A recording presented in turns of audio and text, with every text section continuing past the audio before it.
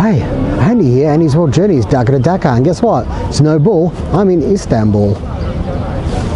Turkey, yay! This take for sure. By planes, buses, trains and cars, I'm heading from Dhaka to Dakar.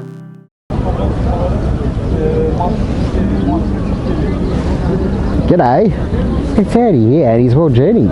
And at the moment, I'm in the process of a little project I like to call Dhaka to Dakar. And today is day 51 in that process, and we are in downtown Istanbul.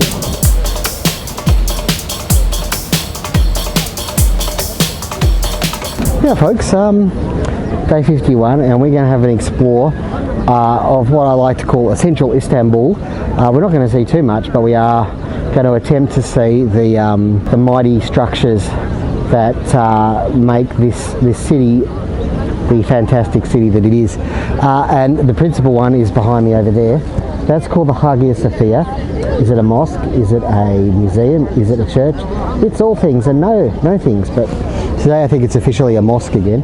Behind me there, that's the Blue Mosque. Those are your two principal things. So this is the Sultanahmet area, and basically you can walk around, you can be on a tour like a lot of people are, but you don't really need it because everything is in a very simple walking area. Behind the Hagia Sofia is the Topkapi Palace, where the sultans of the Ottoman Empire used to live, to some excesses I believe. So that's something we're definitely going to see.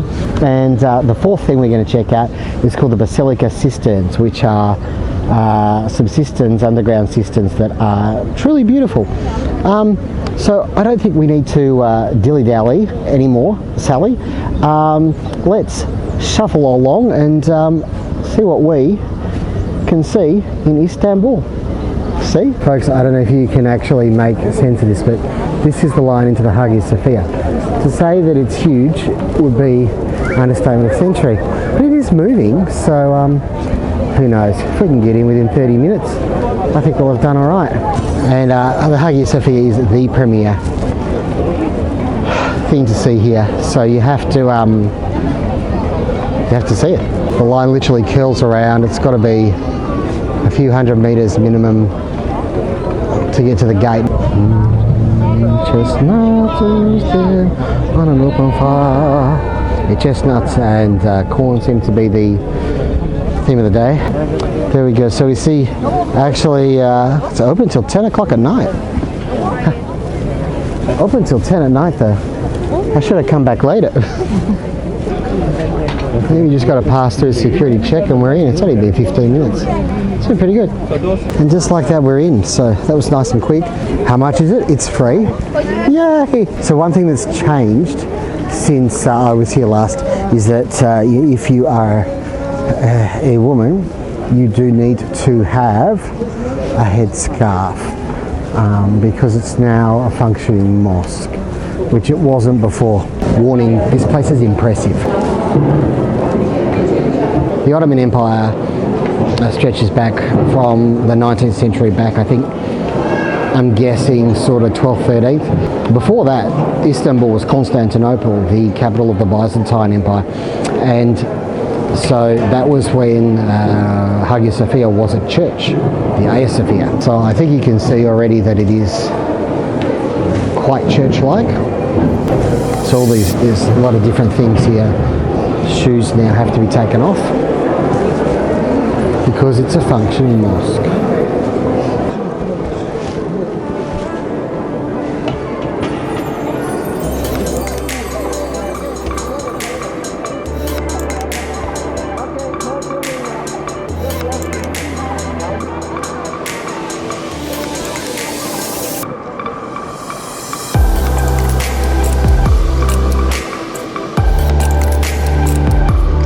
I think when you look at this place, you can see that this is a church converted into a mosque. And so in 2004, it was like basically a museum that combined both the Islamic and Christian histories.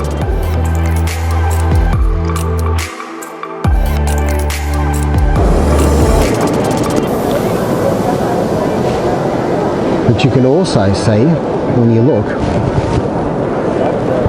that this is a mosque in the shape of a cross. Whatever it is though, people like posing for selfies here, regardless.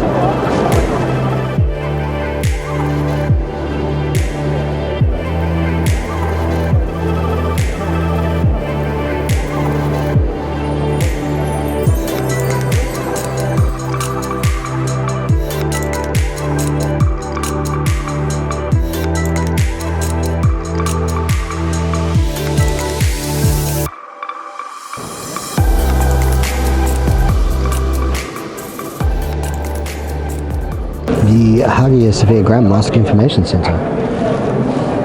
How about that? What does Islam say about atheism? What does atheism say about Islam? Isn't that the bigger question? Hagia Sofia Grand Mosque. It's really nice. They give you that for free. Up there, well, we can see a clearly Christian mosaic. That's the word.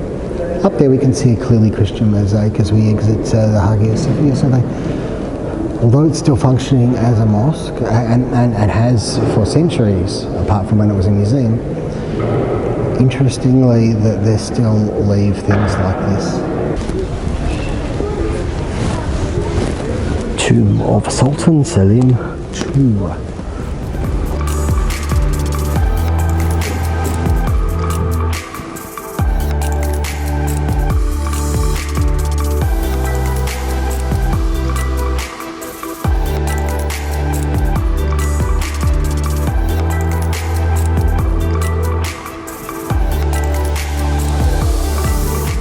Tomb of Sultan Murad III. As you can see, I guess it's his whole family, maybe, or his much loved entourage.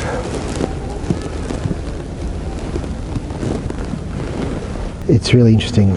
Sultans were from the Ottoman Empire, but you can see that they still incorporated into their structures the remnants of the Byzantine era.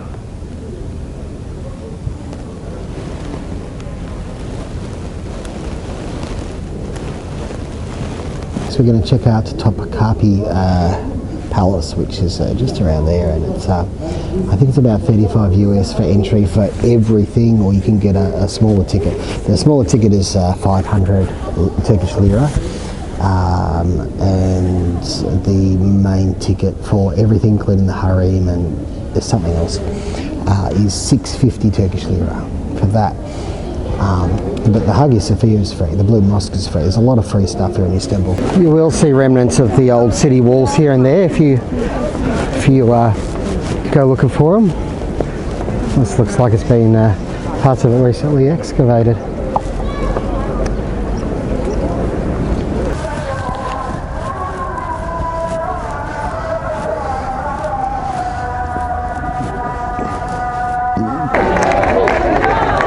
Here we go, folks. It was built after the conquest of Constantinople in 1453, between the years of 1460 and 1478 by Mehmed the Conqueror.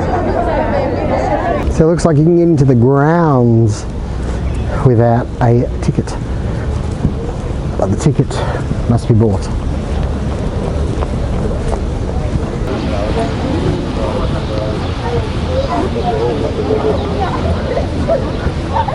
Let's get ourselves some tickets.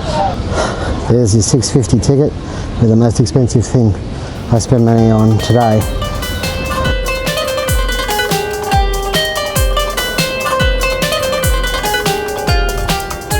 Well, this here is apparently the Gate of Felicity, who offers you many, I'm guessing, felicitations.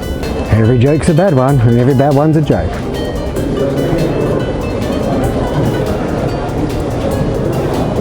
Ooh, where did you get that hat? Where did you get that hat? So if I haven't said it yet, this place is massive. This would be the audience hall, built in the 15th century, so 1400s.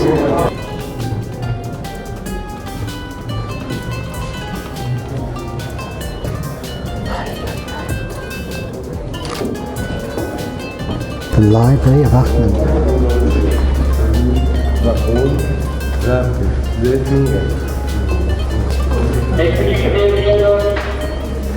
Hasn't got a lot of books.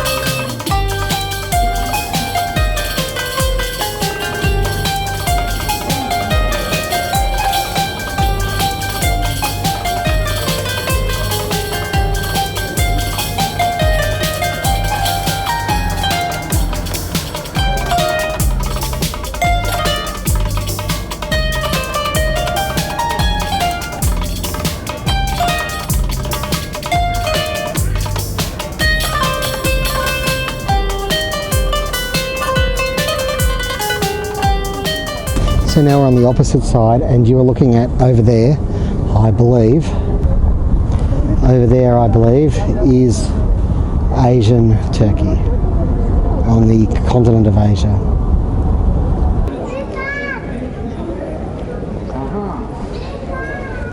Finally folks, we're heading to the harem, the harem scarum. Not too scary.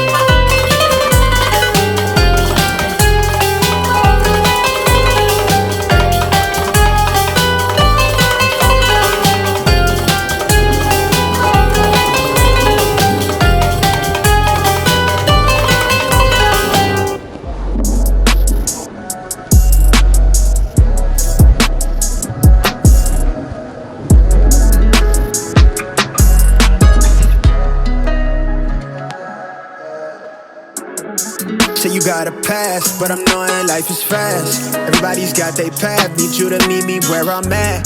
Can't see me through these tents, I bet they asking who is that.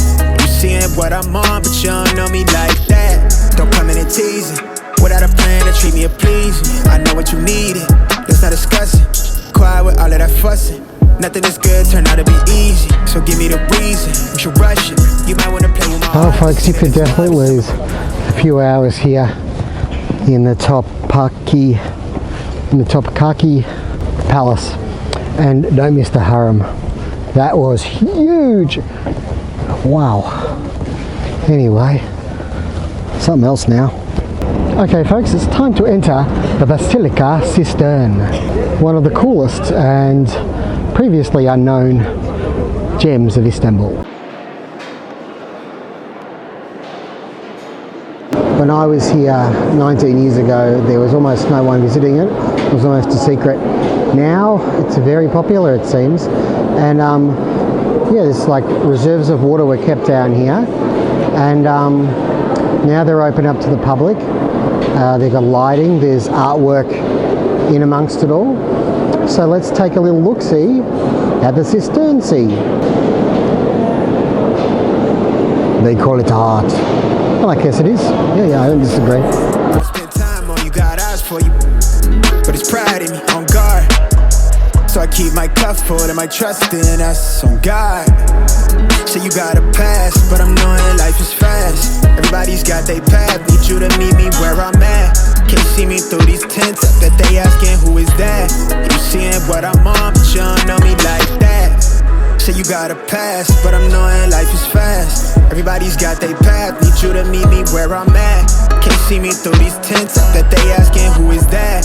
You seeing what I'm on, but you don't know me like that. Don't come in and tease.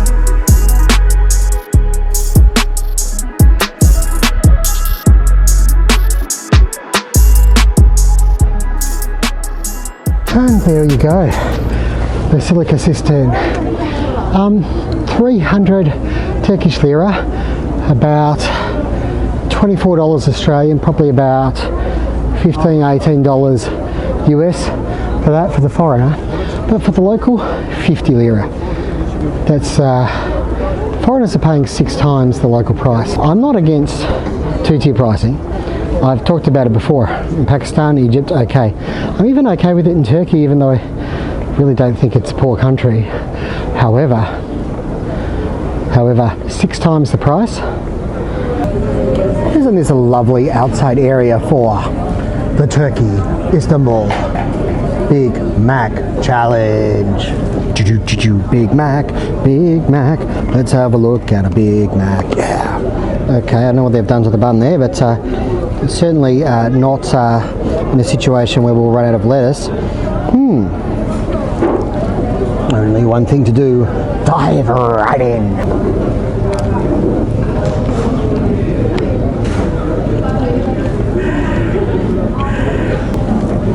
It's a bit of a sloppy Big Mac, but it tastes okay.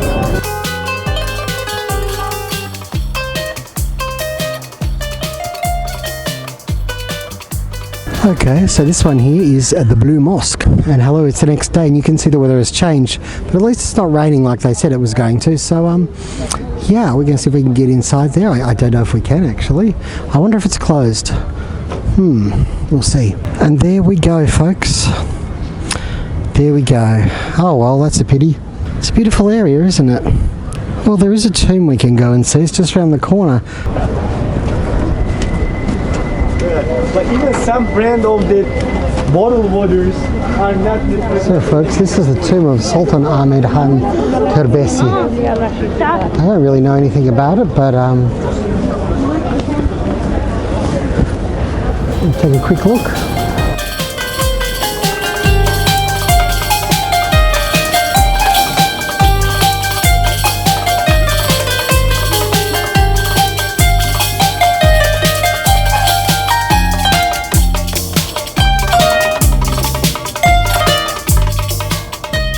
Howdy folks, fast facts here about transport in Istanbul, because you probably want to know. Basically, public transport is pretty good in Istanbul. You travel around on this Istanbul card. You can pretty much top this up at any tram stop, any metro stop. They've got a reasonable metro system. They've recently opened new lines that go all the way to the airport. At the airport, you're going to want to have hundreds or less notes, Turkish lira notes of 100 or less to actually use the machine. They do have machines that weren't working that'll probably take credit cards in the near future though. So anyway, this is great. I think like one trip is basically 990 lira, so less than $1 Australian, probably less than 70, about 65 US cents per journey. So it's really, really handy. It'll get you around Istanbul no problems, and you won't need to use taxis or Uber, I wouldn't think. Hey folks, this is my little hotel room here in Istanbul, and I'm signing off for this vlog. You know, Istanbul is a great city to visit, and we only touched the surface, but yeah, I highly recommend Istanbul as a destination. Just a little concerned about the two-tier pricing, which seems to have got a bit out of hand when you end up paying 6 times the local rate. That's the Cistern Basilica.